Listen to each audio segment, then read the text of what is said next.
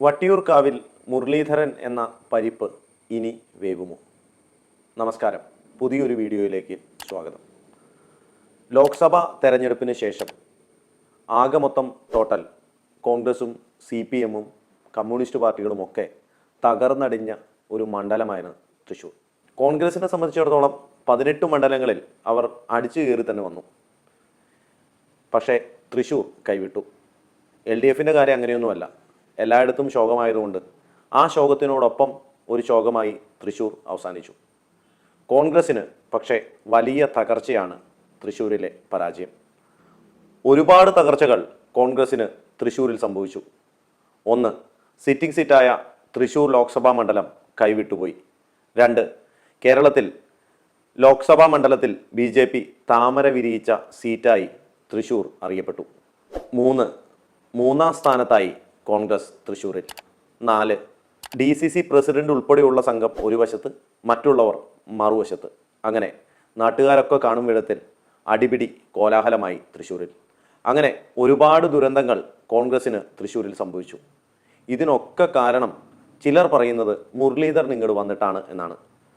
നമ്മുടെ പ്രതാപം തന്നെയായിരുന്നെങ്കിൽ ഇത്രയേറെ പ്രതാപം തോൽവിയിൽ സംഭവിക്കില്ലായിരുന്നു എന്ന് പറയുന്നവരും തൃശ്ശൂരിലുണ്ട്.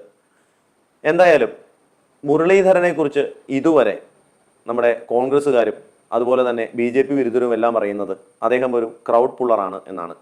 അതിന് മുരളീധര ചരിത്രം ഒരു 5 വർഷത്തേക്ക് നമുക്ക് പഠിക്കേണ്ടതായി വരും. 2016 അദ്ദേഹം വട്ടിയൂർക്കാവിൽ വന്ന് നിയമസഭയിലേക്ക് മത്സരിച്ചത് എന്തിനാണെന്നറിയൂ?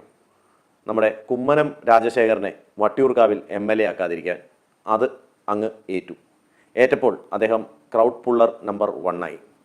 പിന്നെ 2019 ലോക്സഭാ ഇലക്ഷനിൽ വടകരയിൽ കമ്മ്യൂണിസ്റ്റ് പാർട്ടിയുടെ ഏറ്റവും ജനകീയനായ കണ്ണൂരിലെ നേതാവായ P. ജയരാജൻ മത്സരിച്ചു. അപ്പോൾ ജയരാജനെ തോൽപ്പിക്കുവാനായി നമ്മുടെ വട്ടിയൂർക്കാവിൽ നിന്നും മുരളീധരൻ വടകരയിലെത്തി. അതിനും ഒരു കാരണമുണ്ടായിരുന്നു. എങ്ങാനും രാഹുൽ ഗാന്ധി ഇന്ത്യ ഭരിക്കുമത്രേ. അങ്ങനെ ഒരു മണ്ടത്തരം അന്ന് നിലനിന്നിരുന്നു. അങ്ങനെ രാഹുൽ ഗാന്ധി ഇന്ത്യ ഭരിക്കുമ്പോൾ അവിടെ ഒരു കേന്ദ്രമന്ത്രിയായി വടകരയിൽ നിന്നും പ്രതിനിധീകരിക്കുന്ന മുരളീധരനാവാമെന്ന് അദ്ദേഹം ഒന്ന് ചിന്തിച്ച് കാണുമായിരിക്കും. അങ്ങനെ വടകരയിൽ അദ്ദേഹം വന്നു നിന്നു. CPM-ന്റെ ചുവപ്പുകോട്ടയായ വടകര ലോക്സഭാ മണ്ഡലത്തിൽ മുരളീധരൻ പാട്ടും പാടി ജയിച്ചു. അങ്ങനെ അദ്ദേഹം വീണ്ടും ക്രൗഡ് പുള്ളറായി. പക്ഷേ രാഹുൽ ഗാന്ധി വയനാട്ടിൽ ജയിച്ചെങ്കിലും കോൺഗ്രസ് മറ്റുള്ള സ്ഥലങ്ങളിൽ തോറ്റുപോയി. ഒരു പ്രതിപക്ഷ മുന്നണി പോലും ആവാത്ത വിധത്തിൽ കോൺഗ്രസ് തകർന്നടിയുന്നത് ഇന്ത്യ കണ്ടു. അപ്പോൾ നമ്മുടെ മുരളീധരൻ വെറുതെ ഒരു MP ആയി. അദ്ദേഹത്തിന് അത്ര താല്പര്യമുള്ള ഒരു മണ്ഡലമായിരുന്നില്ല ഒരു MP എന്ന സ്ഥാനം. അദ്ദേഹം എന്നാലും ആരോടും പരാതി പറയാതെ അങ്ങോട്ടും ഇങ്ങോട്ടും പോയി. അങ്ങനെ സമയം 2021 ആയി. 2021 കേരളത്തിൻ്റെ നിയമസഭാ ഇലക്ഷൻ വീണ്ടും വന്നു. ചേട്ടാ, ഈ തുടർഭരണം എന്ന ഒരാചാരം കേരളത്തിലില്ല. അതുകൊണ്ട് തന്നെ LDFിൽ നിന്നും UDFിലേക്ക് അധികാരം തിരിച്ചു കിട്ടും. അങ്ങനെ തിരിച്ചു കിട്ടിയാൽ ഒരു MLA ആയാൽ കരുണാകരൻ്റെ പുത്രനായ മുരളീധരൻ ആരായി? മന്ത്രി. ഇതൊക്കെ ആലോചിച്ച് അതിൻ്റെ കൂടെ തന്നെ ഒരു പ്രസ്താവനയും നടത്തി മുരളീധരൻ മലബാറിൽ നിന്നും നമ്മുടെ പത്മനാഭൻ്റെ മണ്ണിലേക്ക് വീണ്ടും വന്നു. എന്തിനാണെന്നറിയോ? BJPയുടെ ഏക നിയമസഭാ മണ്ഡലമായ നേമത്ത് മത്സരിക്കുവാൻ. നേമത്ത് താമര വിരിയില്ല എന്നുറക്കെ പ്രഖ്യാപിച്ചുകൊണ്ട് അദ്ദേഹം അവിടെ വന്ന് നിന്നു. അങ്ങനെയൊക്കെ നിന്ന് നേമത്തെ നായന്മാരുടെ വോട്ടും വാങ്ങിച്ച് വീണ്ടും കോൺഗ്രസ് ഭരിക്കുന്ന കേരളത്തിലെ മന്ത്രിയാവാമെന്ന് അദ്ദേഹം വെറുതെ ഒന്ന് നനച്ചു. ഈ ആഗ്രഹങ്ങൾ അല്ലെങ്കിൽ സ്വപ്നം കാണുന്നതിനൊക്കെ ഒരു പരിധിയില്ലാത്തതുകൊണ്ട് തന്നെ അദ്ദേഹവും സ്വപ്നം കണ്ടു. പക്ഷേ സ്വപ്നം പോലെയല്ല യാഥാർത്ഥ്യം. നേമത്ത് മുരളീധരൻ മത്സരിച്ചുകൊണ്ട് മാത്രം കേരളത്തിൽ ശിവൻകുട്ടി എന്ന വിദ്യാഭ്യാസ മന്ത്രിയെ സൃഷ്ടിക്കുവാൻ സാധിച്ചു എന്ന മേന്മയാണ് ആ ഇലക്ഷനിൽ കണ്ടത്. BJPയുടെ ആകെ ഉണ്ടായിരുന്ന ഒരു അക്കൗണ്ട് പൂട്ടിച്ചു എന്ന പേരും മുരളീധരന് കിട്ടി.